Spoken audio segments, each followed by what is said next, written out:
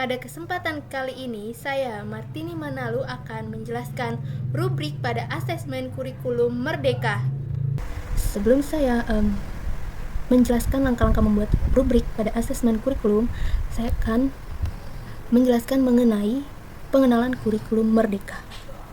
Perkembangan kurikulum Merdeka di Indonesia terjadi secara bertahap sejak diperkenalkan pada tahun 2020. Kurikulum ini merupakan usaha pemerintah dalam mengejar ketertinggalan atau learning loss setelah masa pandemi COVID-19.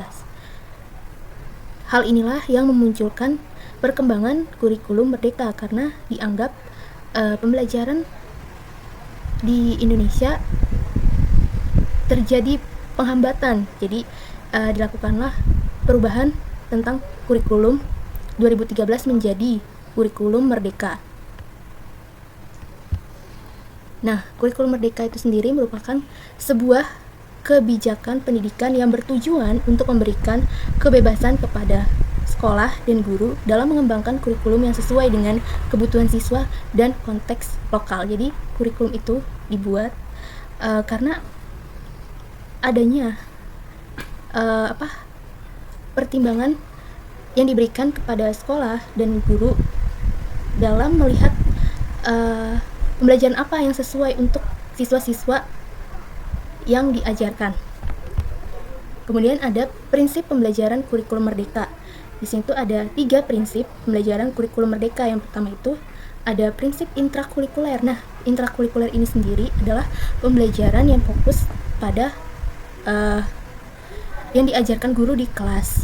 Kayak misalkan itu pembelajaran inti, kayak pendidikan agama, pendidikan Pancasila, matematika, bahasa Indonesia, dan pembelajaran-pembelajaran inti lainnya yang diajarkan di kelas.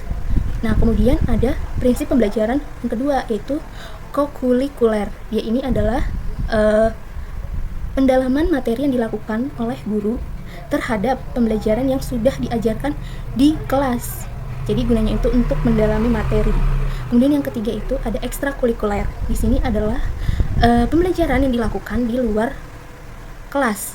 Gunanya untuk mengembangkan minat bakat siswa tersebut, seperti misalkan pramuka, kegiatan olahraga, paduan suara, dan lain-lain. Nah, kemudian saya akan menjelaskan tentang rubrik asesmen. Apa sih rubrik asesmen itu? Yakni adalah kegiatan yang sistematis dan berkesinambungan untuk mengumpulkan informasi tentang proses dan hasil belajar siswa. Jadi, rubrik itu adalah suatu penilaian yang diberikan oleh guru terhadap siswanya. Itu disebut sebagai rubrik asesmen. Kemudian, adapun fungsi dari rubrik penilaian.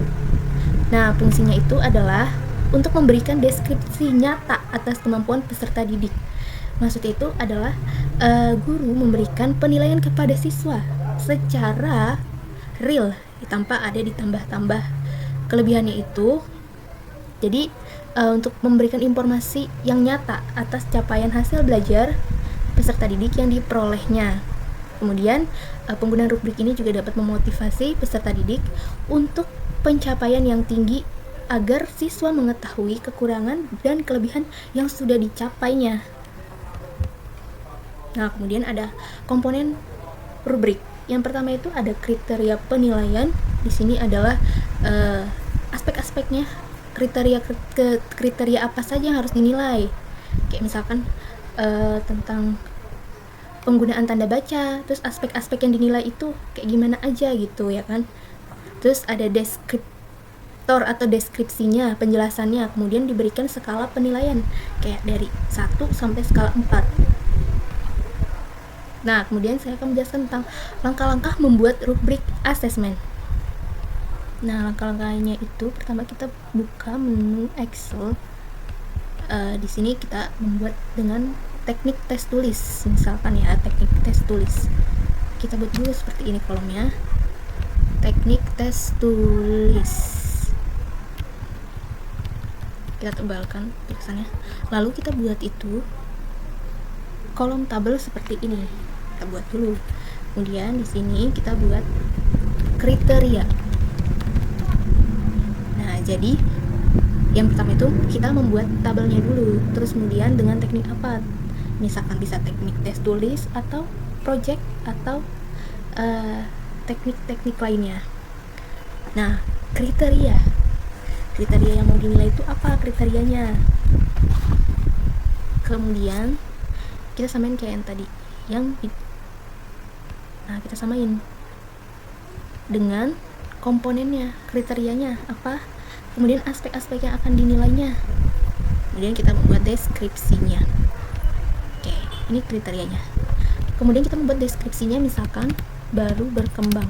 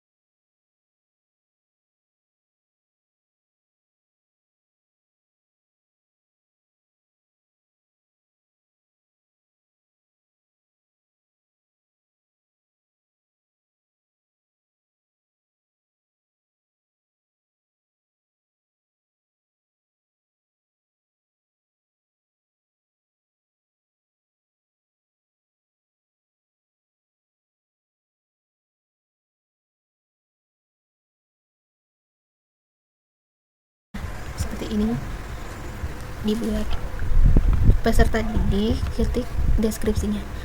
Di sini peserta didik mampu menjawab 2 pertanyaan dengan lengkap dan tepat. Tuh kalau yang aspek baru berkembang. Nah, kalau aspek layak, peserta didik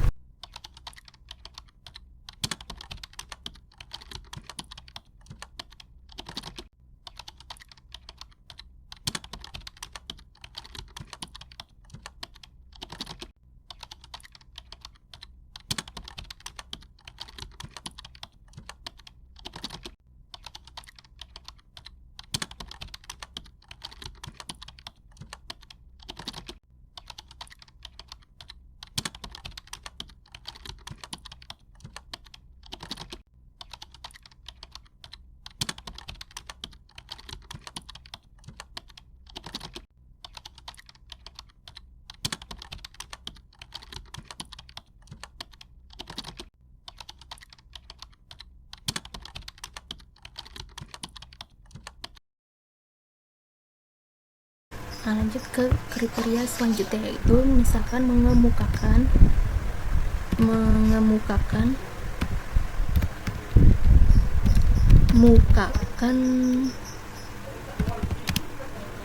tanggapan dan kritik.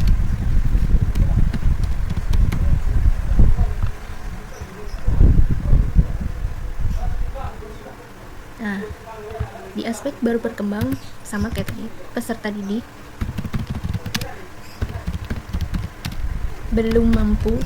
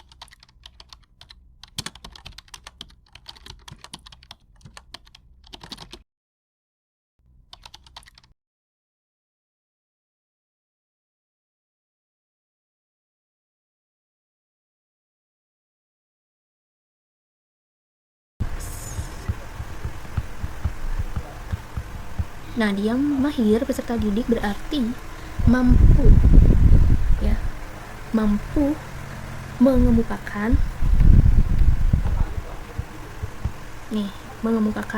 tanggapan dan kritik dengan bahasa yang baik dan alasan logis. Oke, lanjut di kriteria mengemukakan informasi.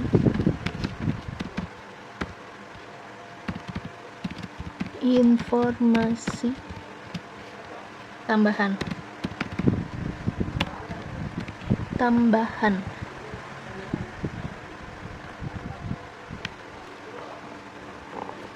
Informasi tambahan. Kemudian di baru berkembang itu ada peserta didik sama peserta didik mampu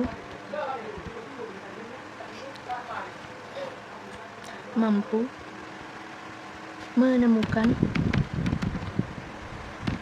satu informasi tambahan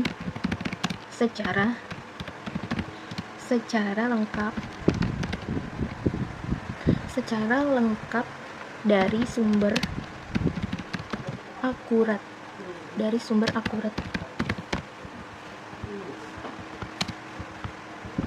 Nah, kalau yang di layak itu berarti kan kalau yang di baru berkembang peserta didik mampu menemukan satu informasi.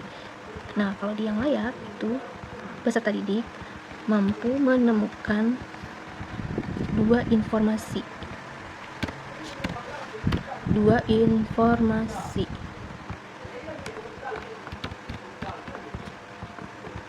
Nah, kemudian yang dicakap itu peserta didik mampu menemukan 3-4 informasi tambahan secara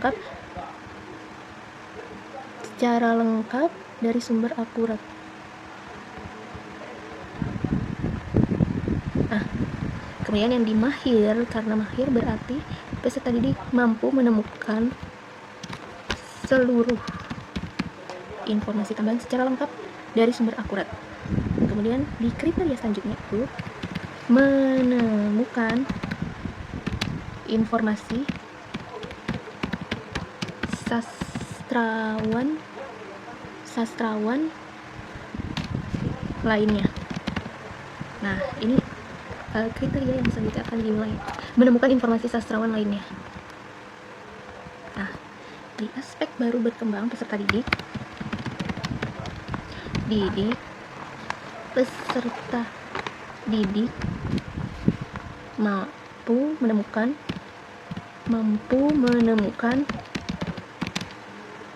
satu informasi sastrawan lainnya secara lengkap dari sumber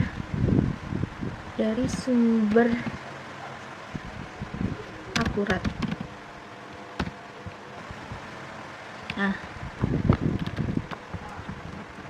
Nah, menemukan dua informasi sastrawan lainnya secara lengkap dari sumber akurat. Nah, kalau 2 berarti yang dicakapnya ada 3-4 informasi sastrawan lainnya secara lengkap dari sumber akurat. Nah, kemudian yang dimahirnya itu karena dia mahir berarti mampu menemukan seluruh informasi sastrawan lainnya secara lengkap dari sumber akurat. Kemudian di kriteria yang selanjutnya dinilai yakni misalkan itu mengumpulkan hal yang patut diteladani.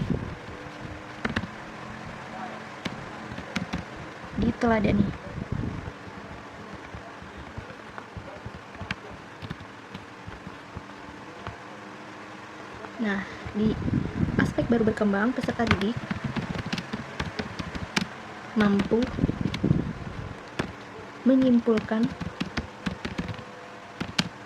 sebagian hal-hal yang patut diteladani. Di aspek layak peserta didik mampu menemukan hal-hal yang patut diteladani. Misalnya, di aspek layak. Nah, kemudian di aspek cakap, lanjut peserta didik. Misalkan ya, peserta didik mampu menyimpulkan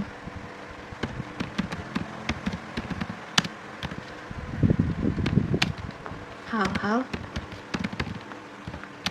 yang patut diteladani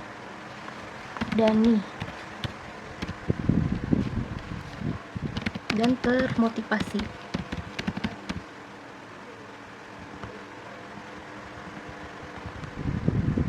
Nah, kemudian di aspek mahir, peserta didik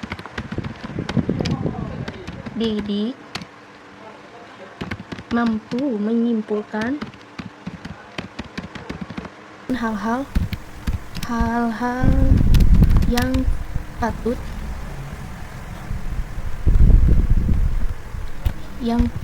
diteladani dan direfleksikan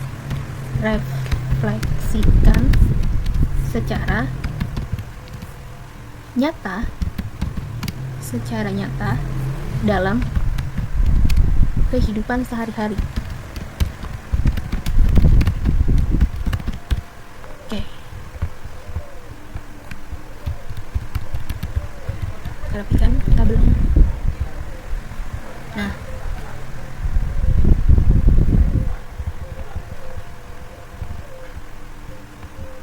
oke, ini sudah jadi tabelnya. Nah, sisanya bisa kita hapus.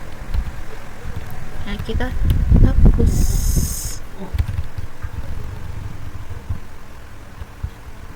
Atau kita kembalikan. Nah, seperti ini.